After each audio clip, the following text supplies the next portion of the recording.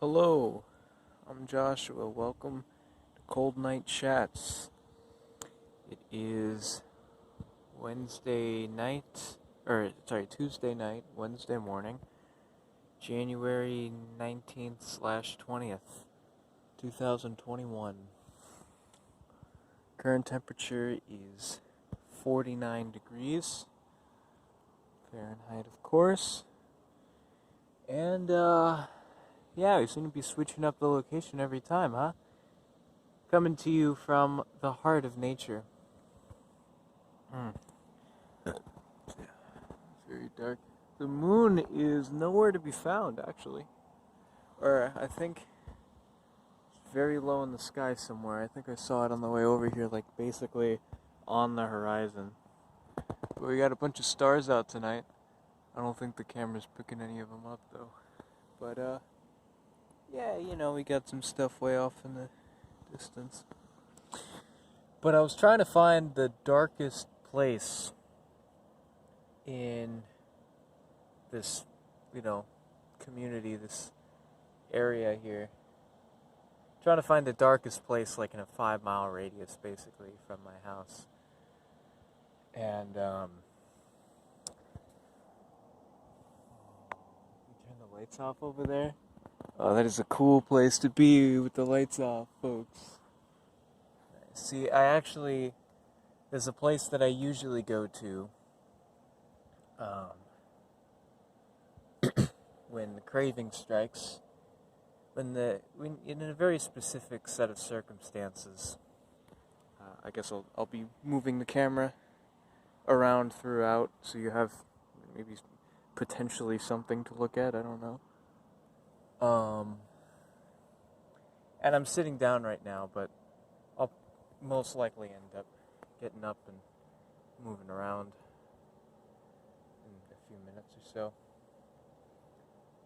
But, I'm sorry, I just don't feel like moving the camera around. But yeah, so there's, in a very specific set of circumstances, when it's, cool enough outside to where there's no mosquitoes, so basically below like 60 degrees, and, it's late at night, and it's quiet, and there's nothing else going on, there's no pressing things, I don't have any assignments due, or, any projects or work going on or anything, and, everybody else is asleep, there's no company over, there's nobody, that wants to talk or anything, and, I have to be in a very, not so much a specific mindset, but, alright, so not as many restrictions with the mindset, but, when the mood strikes and I have some time before I have to go to bed, there's a place, I'll go on my bike, which I keep in the driveway usually, during the season, unless it rains. I'll just get on my bike and just start riding and go. There's a few different places that I go to, but there's one in particular that's fairly close to my house. It's only a few minutes by bike, maybe like 7 or 8 minutes, and it's just beautiful. It's this like abandoned, well, not abandoned because it's open like during the day, but it's this like, it's a clubhouse. It's a whole like golf station, I guess. This whole area is, big. I mean, I'm sitting on a golf course right now. Like there's the flag right there for the hole. But so it's like the headquarters for the golf club, or for the golf course. But at night it just looks so desolate. It's just like during the day, there's the hustle and bustle and everything, and you don't even think about it. Oh, there's a car over there. What road is that? I'm not sure. Oh, okay. Yeah, I think I know. I think I know which road it is. Huh. That's interesting. Um, but during the day, it's like, you don't even think about it. It's just hustle and bustle, and there's people, and it's yeah, it's fun, it's whatever. But then at night, everything's closed, everybody's gone. They turn the lights off, and it feels so like eerie, you know. And especially when it's cold and everything, like it just adds this element of like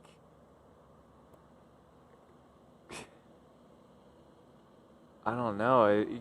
I don't know how to describe it, but it just seems like post-apocalyptic, you know? Like it seems like everybody, and it's very symbolic too. I feel like everybody, like look at this. Everybody in their houses, probably got the fireplace going, or trying all cozied up in their houses, taking shelter from what? From the night, from the cold, you know, from nature. But humans in general don't like to be alone. Humans are social creatures. Um, so they like to be where the other people are.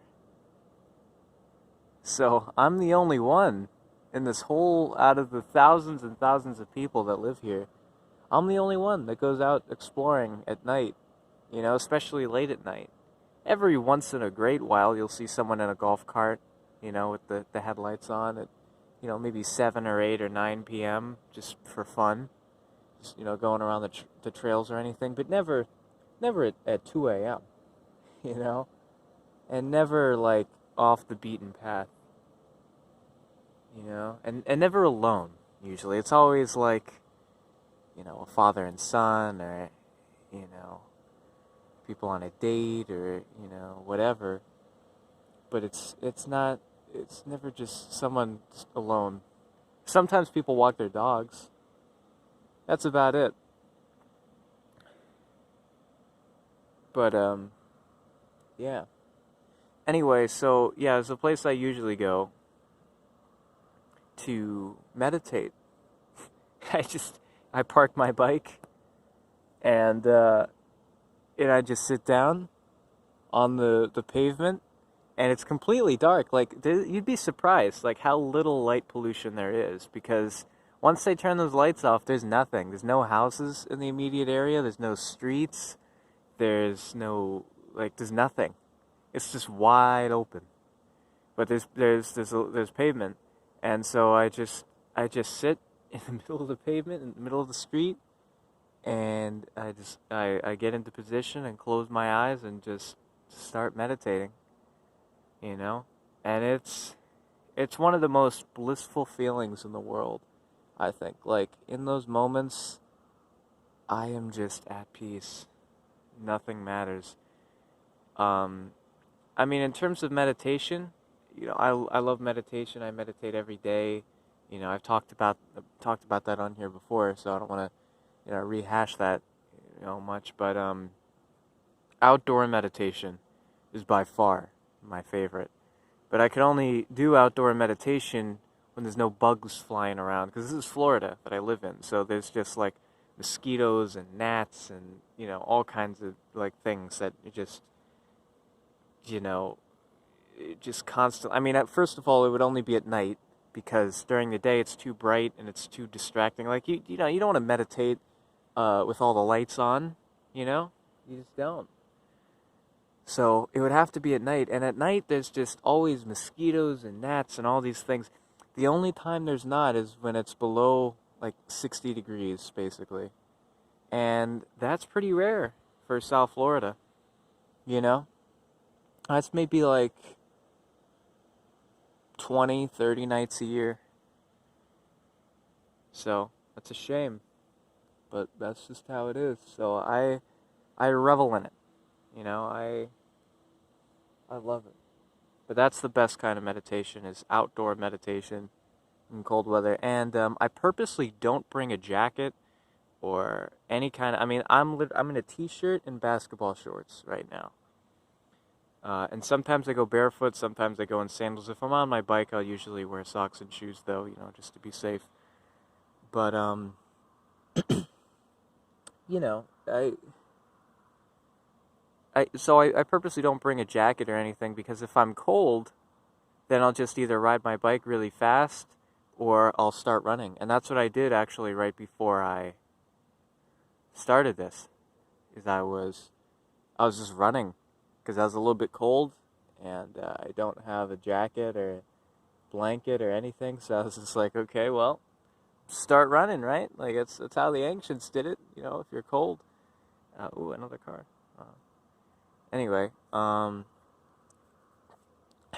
but yeah. So you just run until you can't run anymore, basically, and then I guarantee you're not going to be cold. And you'll be warm for a while afterwards, like probably good 20 minutes afterwards.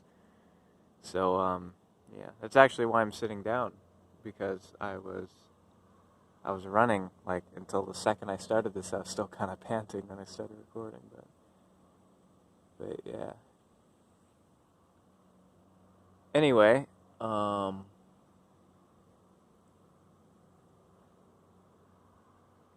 so, what was I saying? Oh yeah, so I go to meditate. It's my favorite thing, and then I usually lay back and do some stargazing. Because especially when it's clear nights, I love that. Most of the time, like 9 out of 10 nights that it's below 60 degrees, it's a clear sky. But if there are clouds, Florida usually has some pretty entertaining clouds. So nocturnal cloud watching is fine too. But either or, really, stargazing or cloud watching. I prefer stargazing though. But I'll just kind of look up at the sky and I have a variety of, visual techniques that I use and stuff to make it fun. And yeah, but I kind of zone out, really. Like there's no stimuli. I don't have any like meditation music or guided meditation or anything. It's just me. It's just silence. It's just me like tapping into nature and the things around me.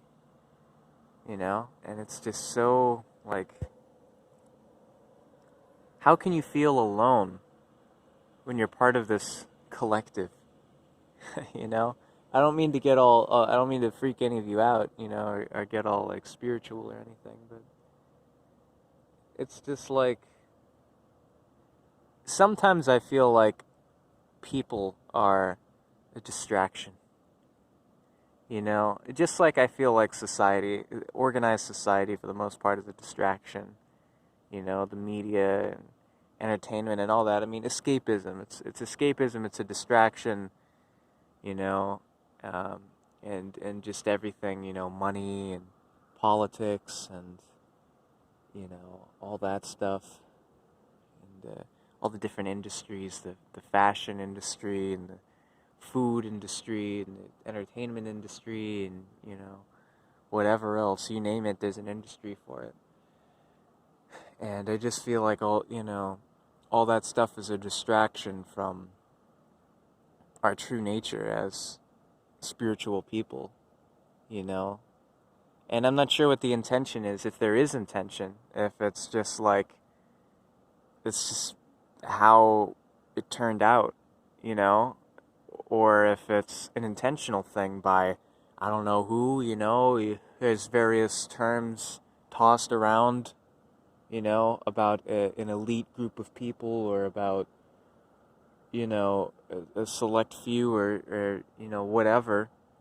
But maybe it's maybe it's intentional, try to distract us from, try to keep us down, try to keep us unhealthy and dependent on whatever, to keep things going, to keep things in motion, and so that we don't open our third eye, and we don't to discourage us from meditating and like advancing spiritually, but I don't feel like that all the time. I do think that it's easy to get carried away into a world of, the superficial and materialistic and, you know, societal things and all that. I do feel like that stuff is definitely a distraction, or definitely like maybe not necessarily in opposition to, but definitely not harmonious with spirituality, you know. And so I do think that's kind of universal, like relatively objective, but just where you want to take it from there is when it can branch off into all these different avenues. If it's, like I said, if it's intentional or not, I don't know. I'm not saying one way or the other. I really don't know. All I know is I use the word distraction, but there's probably better words that I can use. It's not a part of spirituality, essentially. So the more time that you spend on that and the more brain power you spend on that, the more immersed you get in that, then the less you have for spirituality, which I think is very important. And of course, remembering spirituality is not synonymous with religion. They're very different things. Religion is more of an external thing, believing in outside deities, and, worship and all that stuff, and, having your lifestyle and practices and beliefs and attitudes and all that kind of molded around those things. But spirituality is more of an internal thing. It's sort of getting in touch with, your inner self beyond this, this temporary avatar wherein you can say, or this vessel, this physical body. You are more than your body, basically. That's what I believe. I believe that each individual person is more than just the body that they control, or that they inhabit. And that's where spirituality kicks in.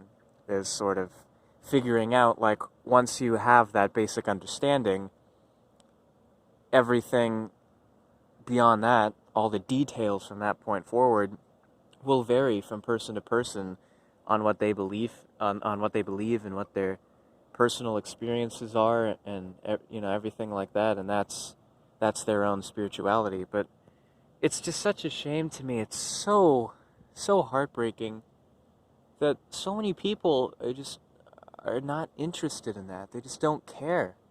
They don't even try. They don't even try to meditate. They don't try to learn about the third eye or about,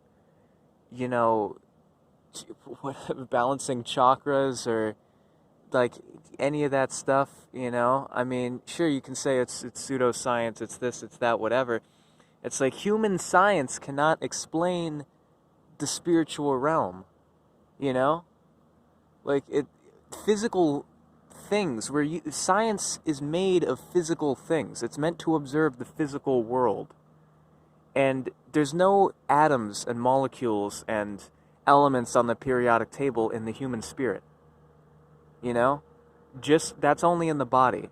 Science can explain the human body and how that works and everything, and it can explain, the earth and physical things, but it can't explain the spirit, It can't explain invisible things that aren't measurable with physical instruments, you know what I mean?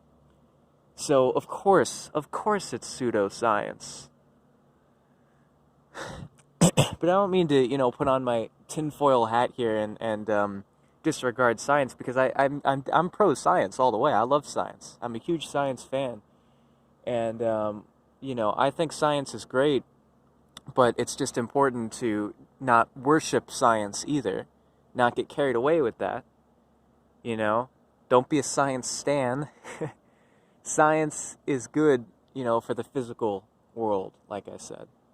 So basically what I'm trying to get at here is I think it's a shame that so many people don't care or just aren't aware of, that there's more to life than the physical world. You know, because so many people, they just get caught in this monotonous cycle of day to day work, school, family, you know, social life, personal life, whatever, you know, and they're just constantly interacting with things and spending their energy in various ways and all that, and they just, you know, it's a shame.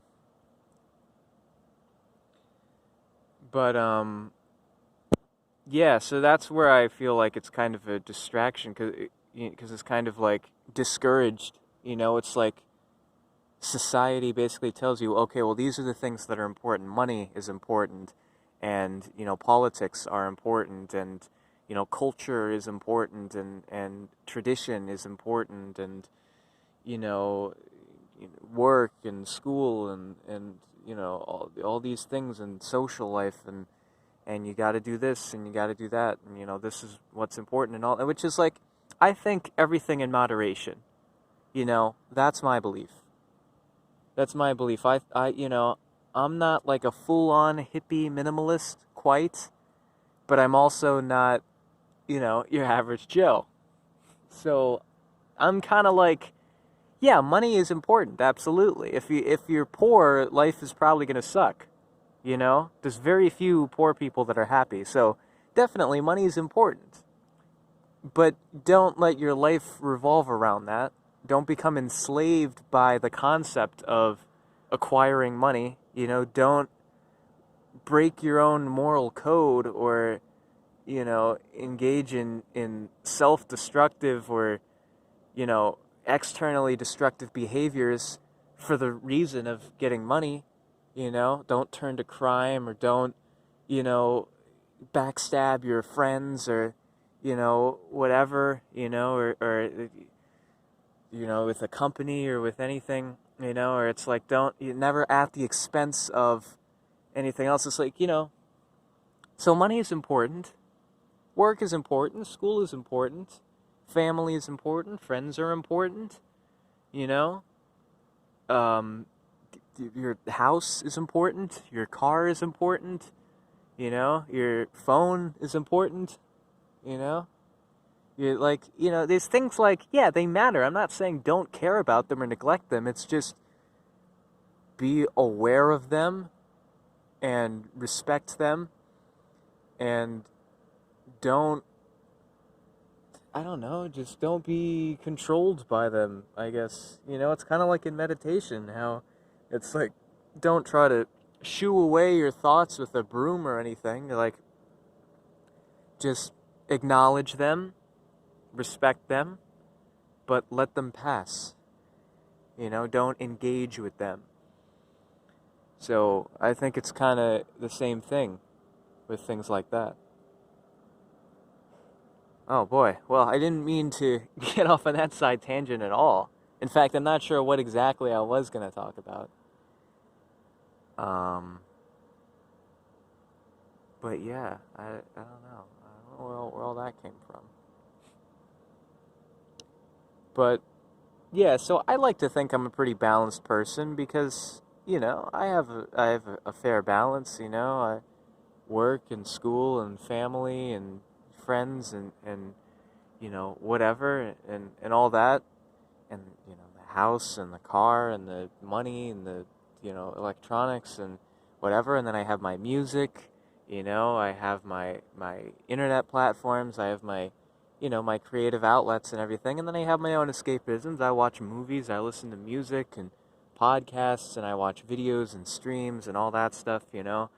And then there's food, and then there's sleep, and then there's also spirituality. There's meditation, and there's, you know, like self-analysis and self-evolution, and just opportunities to grow and learn, and just kind of like silence everything once in a while, and just kind of not be expecting anything, not have a plan, not, you know, try to manipulate anything about myself. Just kind of just relax. Just truly, truly relax.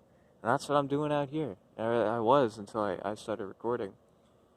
And I make it a point too. Another thing is, you may not know this about me, but I talk out loud at full volume, sometimes in a multiple way conversation to myself all the time, every day. Like, at full volume too, not just whispering. Like, I'll be in my room and I'll just be carrying on, and people will think I'm on the phone or chatting with someone or whatever, or making a video or something, but no, I'm just talking. So I do that a lot. Usually when I'm alone, or at the house or whatever. But I make it a point in times like these, when I go on these late night strolls by myself and everything, to not talk, to not say anything, to not look at my phone, or any electronics or anything, not be listening to music or, anything, not be, under the influence or whatever, like I'm just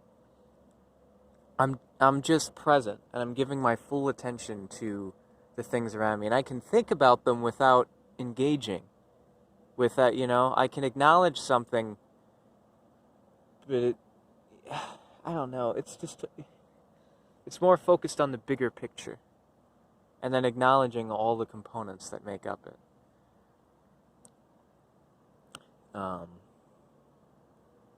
And to give you an idea, stuff around here, and I think this is one of the things that I was going to talk about in this episode.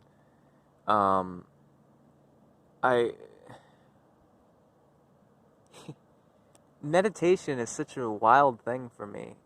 It's like dreaming. It's like I just never know where it's going to go. I just kind of start, and like I said, there's no expectations, there's no plan, there's no agenda, I completely let go. I'm not trying to steer anything, control anything, manipulate anything. I just completely, just let go to wherever my mind goes and wherever, wherever things end up. And it's weird, like one time I felt like I was on not a roller coaster, but maybe like a slingshot kind of ride, but it was slower. But it was like giant leaps. I felt like it was being stretched up into space, into the stars. Like every time I was sitting straight up, and like every time I'd breathe in, I felt like I was rising, like I was levitating a little bit, But when I breathed out, I didn't feel like I was going back down. So I just kept going up and up.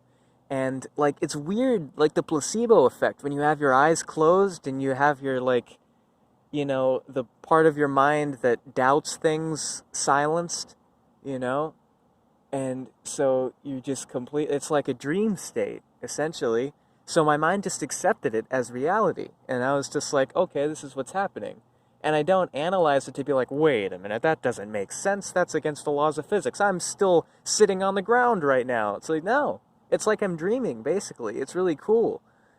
And so my mind makes it real, and it felt like it got colder and colder as I got further up, and it got windier, and it was and then all of a sudden everything stopped because I had left the atmosphere of Earth and I was in space now, and then it was just calm, and then there was no gravity, so it felt like I was just slowly rolling around. And it's really weird how your mind can make you think that you're upside down, when in actuality this whole time I'm just sitting still, I'm just sitting still on the floor, and yet it feels like I'm just slowly rolling all about upside down, and front flips and back flips and everything. But I'm not doing this, I'm not trying to, that's just what's happening naturally, and I'm just not stopping it, that's all. And I kind of got the sense of yeah, that's what you're doing all the time. But the only reason that doesn't happen is because you stop it from happening. You consciously interfere, because when you're conscious, the part of your mind that doubts things is active. And it's like, wait a minute, no, we can't have that. That's not logical, And so it stops it. But if you don't stop that, it's really weird. There's these really, really intense and very abstract sort of lessons that you get. And it reminds me of salvia, or maybe like ayahuasca, in terms of like the lessons that you get out of it. Like tonight, for example, I was meditating earlier out here, and it happened after I was done, actually. When I was done, I had this sense of like amnesia, like forgetting where I was and who I was and just everything. And but then I, very quickly, like within a few seconds, I became conscious. Like I knew who I was and where I was and all that stuff. But I made the choice not to just hop back into my life immediately. I sort of played out the scenario because my mind was kind of still half in it, of what if I really didn't know anything? What if there was a mix-up, and with someone else's body who was meditating at the same time or something, and I ended up in their body when they opened their eyes or something, or maybe like we both opened our eyes at the same time and we switched bodies or something, and it's like, or maybe not even a human, but like, a different creature from another planet or something that doesn't even know humans exist, and now I'm this confused thing, and I don't know what this body is, and there's no mirrors or anything, so I can't even see what I look like, and everything just feels strange and new, and it's scary because it's dark and it's cold and it's quiet, and it's just like wide open and desolate, and it's like it's a scary thing. And so I found myself just walking. I didn't know what I was looking for because I didn't know what a road was or what a house was or any of the stuff. Everything just looked so strange. I could tell the distinction between water and land and trees and all that stuff, but obviously I couldn't name any of those things, but I knew that they were different things and that they would feel different because they look different, And it was strange. So I played that out for like a few minutes, and it was just this really intense experience. I can only compare it to salvia, basically. It was like salvia, just like being like, wow, so that's what that feels like, huh? And I don't know, it just made me feel like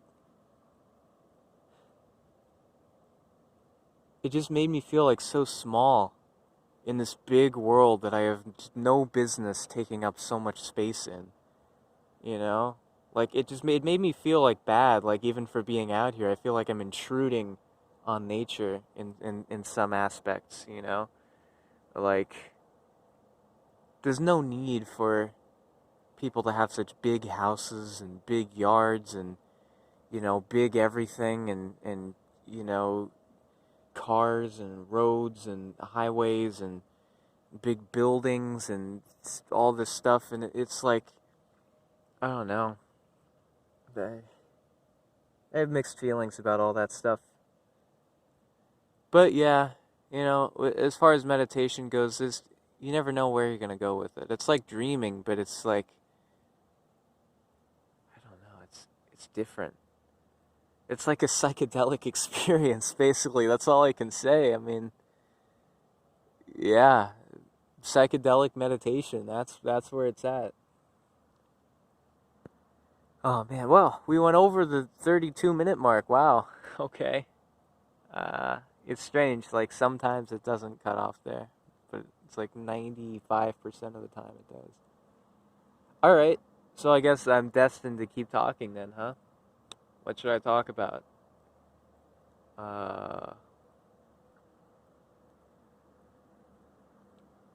Well, it's a busy time for me right now. There's a lot going on in my life.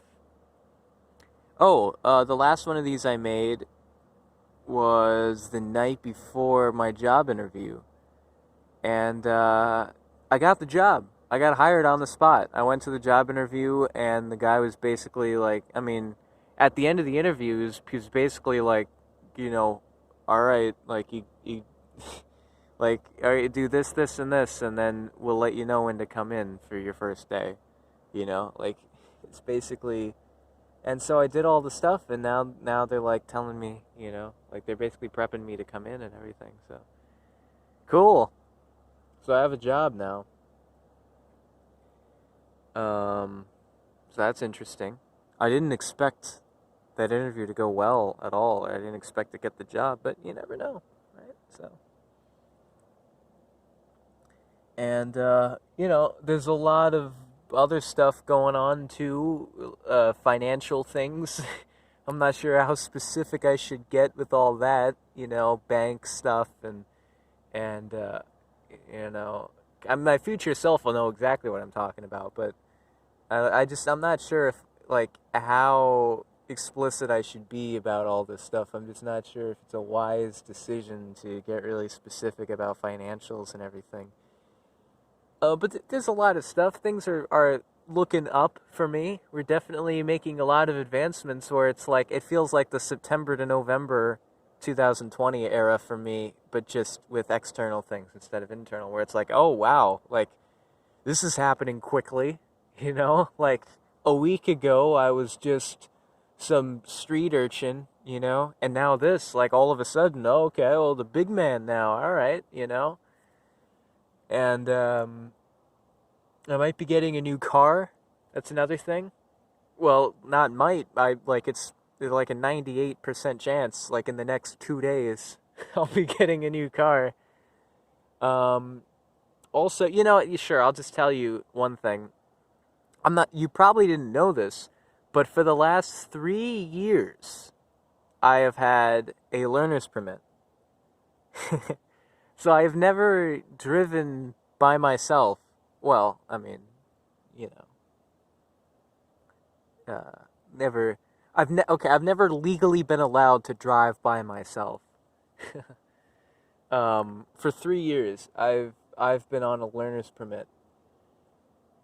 Um, so I got way more than 50 hours. I probably have 1,000 hours of driving in. But depending on who I was with, which parent or which family member or whatever, sometimes it would be a little after hours, road trip, or sometimes it would be just a quick errand to run or something. But you know, so that's one thing. So it's basically been driving the family car, So I haven't had a car of my own or like reliable transportation because, like I said, depending on who I was with in the family, some of my family's more strict, or they're like, no, it's against the law. You can't drive by yourself, not even just a mile or anything. So, no, whatever. It's like, oh, okay, well, I guess I just can't go then. Like if there's somewhere I want to go, but no one else will go with me, then it's like, well, I can't drive myself, so I guess I just can't go, you know. But now, because I'll be getting my operator's license, which will have no restrictions. I can do whatever I want with that, and then also have a new car. So it's like it's quite the start for me, and all in time for getting my first job. I've never had a job before, so I have a job. I have new classes and everything, and now it's like it's really a fresh start, and in January too. How appropriate. So we're really off to the races so far this year, with January. This is a year that is cutting right to the sandwich, and I'm not exactly sure what the sandwich is going to be yet, but we're cutting right to it. So yeah, that's fun. That's cool. So a lot going on right now, and like I said, a lot of financial stuff too, a lot of money things and all that. So I'm happy. I'm happy. Not just that, but I've just been happy anyway. You know, I've been feeling pretty good. There's a little bit of stuff today, a little bit of friction. Some, whatever, but not really a huge deal. It was a good day overall. Um, yeah. So times they are a changing, huh? Ooh wee. Well, okay. I'm starting to get a little bit cold now because I've been sitting here for a few minutes, for 40 minutes. So it's getting kind of late though. Actually, I should probably just get back on my bike and go home. I still got some stuff to do before I go to bed. So I really wasn't planning on this going over 30 minutes because I thought it would get cut off. But yeah, let me think. Is there anything else I want to say? I don't know. I know I'll think of things as soon as I end the video. That's just how it goes. So I can't think of anything else until I end the video. So I guess I'll do that now. So thanks for listening, everybody. That was trippy. If only you saw what I just saw. Oh boy. Anyway. Thanks for listening, everybody. And, take care of yourselves. Leave some comments, please. And, yeah. You'll be hearing from me again real soon. Alright. Good night.